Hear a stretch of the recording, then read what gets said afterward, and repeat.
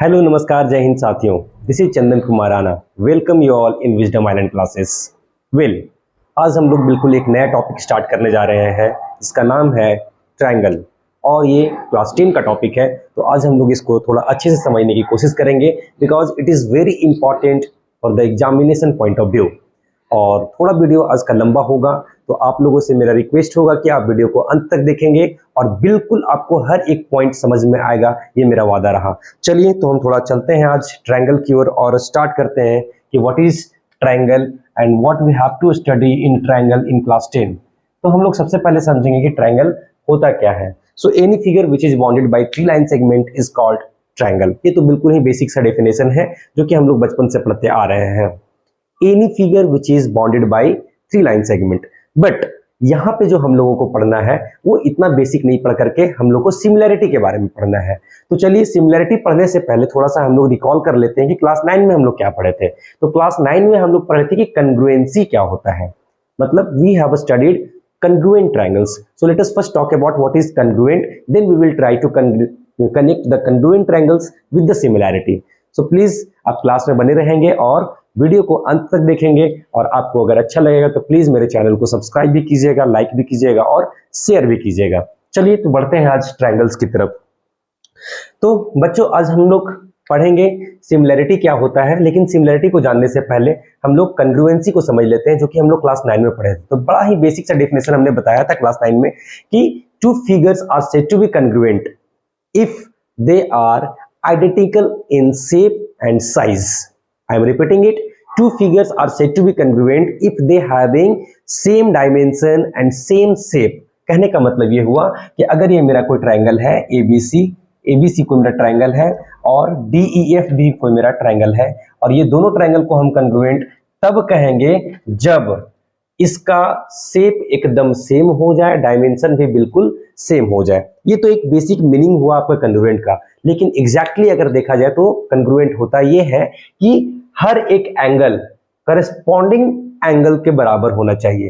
First angles of first triangle will must be equal to the corresponding angle of the other triangle. कहने का मतलब हुआ कि angle A will be equal to angle D, angle B will be equal to angle E and angle C will be equal to angle F. और साथ ही साथ sides भी जो होंगे वो भी इक्वल होंगे। कहने का मतलब हुआ कि AB will be equal to DE, BC will be equal to EF and AC will be equal to DF। तो two figures are said to be congruent when their corresponding sides are equal to the corresponding sides of the other triangle and the corresponding angles of the first triangle will be equal to the corresponding angle of the other triangle। तो हम लोग क्या कहेंगे, दोनों figure मेरा congruent है। Congruent कहने का मतलब एक चीज और क्या होता है कि दोनों फिगर बिल्कुल आइडेंटिकल होगा, एकदम कॉपी पेस्ट होगा। मतलब इस फिगर को अगर इसके ऊपर हम ओवरलैप कर दे तो बिल्कुल वो छप जाएगा, मतलब वो एक्स्ट्रा कुछ नहीं दिखेगा, लगेगा कि सिंगल ट्रायंगल है। तो ये मतलब होता है कंग्रुएंट का। अब थोड़ा सा हम लोग समझ लेते हैं कि सिमिलरिटी क्या होता है, सिमिलर क्या होता है। हम दो फिगर को सिमिलर कब कहेंगे? तो सिमिलर कहने का भी एक कंडीशन होता है। कंडीशन ये होता है कि दो फिगर को हम सिमिलर तभी कहेंगे, दो फिगर को हम सिमिलर तभी कहेंगे जब उसका शेप बिल्कुल एक जैसा हो, शेप एक जैसा हो, but not necessarily their dimension will also be same. मतलब अगर ये मेरा ट्रायंगल है, ये ABC मेरा ट्रायंगल है और ये मेरा DEF भी ट्रायंगल है, ये ABC ट्रायंगल है और ये DEF भी मेरा ट्रायंगल है। यहाँ पे हम कह सकते हैं कि दोनों फिगर जो है वो सेम है, लेकिन क्या डायमेंशन इसका सेम है? नहीं है। मतलब शेप तो सेम होगा but not necessarily that their dimension will also be same. तो सिमिलर कहने का मतलब ये होता है कि two triangles are said to be similar when the angles of the first triangle will be equal to the corresponding angles of the other triangle and the sides of the first triangle will be proportional to the corresponding sides of the other triangle। कहने का मतलब हुआ यहाँ पे कि angle A जो होगा वो एंगल D के बराबर होगा, एंगल B जो होगा वो एंगल E के बराबर होगा और एंगल C जो होगा वो एंगल F के बराबर होगा। लेकिन जो मेरा साइड्स होंगे वो प्रोपोर्शनल होंगे। मतलब AB बाई DE होगा और फिर AC बाई DF होगा और फिर BC बराबर बाई EF होगा। ये बात क्लियर है? आप दोनों में आप डिफरेंशिएट कर पा रहे होंगे फर्स्ट केस में मेरा जो कंग्रुएंट ट्रायंगल्स था, कंग्रुएंट ट्रायंगल में क्या होता है कि each angle of the first triangle will be equal to the corresponding angle of the other triangle and each sides of the first triangle will be equal to the corresponding sides of the other triangle. But in the case of similarity, each angle of the first triangle will be equal to the corresponding angle of the other triangle, but each sides of the first triangle will be proportional to the corresponding sides of the other triangle.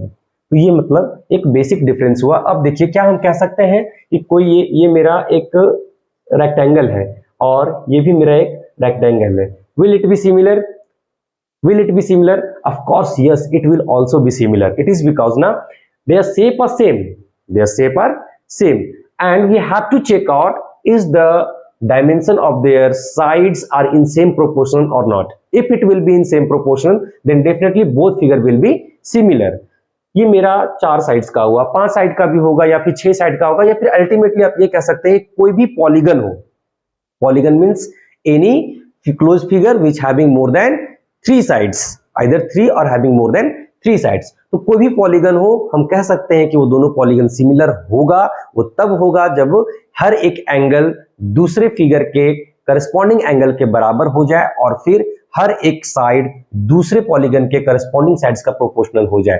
तो ये दो basic बात है। पहला बात ये है कि एंगल इक्वल होना चाहिए और साइड्स मेरा प्रोपोर्शनल होना चाहिए, लेकिन ये भी ध्यान में रखना है कि करस्पॉन्डिंग एंगल और करस्पॉन्डिंग साइड्स ही प्रोपोर्शनल होना चाहिए। ऐसा नहीं कि मेरा एबीसी को एक ट्रायंगल है, डीईएफ को ट्रायंगल है तो एबी को हम किसके डीएफ के प्रोपोर्शनल दिखा देंगे और एसी को हम ईएफ के प्रोपोर्शनल दिखा देंगे, तो ये मेरा गलत हो जाएगा। इसको हम नहीं कंसीडर करके चलेंगे। तो एकदम सिंपल सा बात है, एकदम लॉजिकल बात यह है कि two figures are said to be similar when the angles of the first triangle will be equal to the corresponding angles of the other triangle and the sides of the first triangle will be proportional to the corresponding sides of the other triangle. ये एकदम basic सा definition हुआ similarity का। इसी में कुछ questions भी पूछ देता है। सपोज आपके पास कोई फिगर दिया हुआ है, इसी फिगर में मान के चलते हैं ये 3 सेंटीमीटर का है, ये 6 सेंटीमीटर का है, ये मेरा 2 सेंटीमीटर का है और पूछ देगा कि x क्या होगा। तो बड़ा सिंपल सा बात है कि हम लोग अभी जस्ट देखे हैं कि AB बाई DE होता है और फिर BC बाई EF होता है, ठीक है ना।